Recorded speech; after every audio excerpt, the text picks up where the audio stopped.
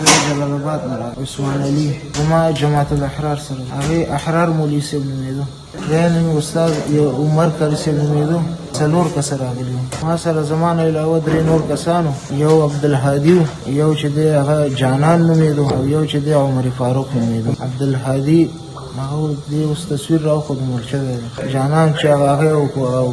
بمې والوزول هغه عمر فاروق دننه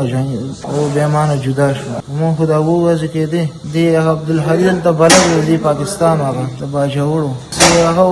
تعمیر غوندې و هغه کې نور خلک مزدوران او دا شیونه پکې ځان ته وټاکونه اسلحه دی عبدالهادي راوړې وه وزیرستان نه ما ته کلاشینکوف راکړ مونږ چې دی هغې چې څنګه هغه بم والوزولو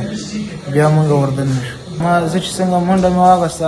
ځای ته څنګه تلمه بس ولګېدم هملته سملاسته دا هغه د جیکټ راوړه موږ د افغانستان کې دې ټول هغه راکړه تربیت راکړه ټول هلکان به دې پوهېدل بس موږ ته خالي جیکټ یې راوړو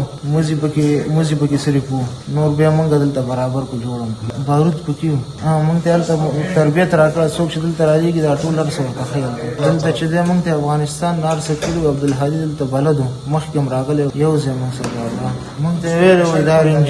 رینجر والا ما پېژندم نه ما ته ویلې فوج والا دی او بیا چې دی چې دلته راغلی نو بیا دلته چې موږ بلد شو ما ته ویل دا رینجر والا دی اول ته خو یې موږ ته ویلې چې دا اوس ټول کافر دی موږ جهاد لپاره راغلي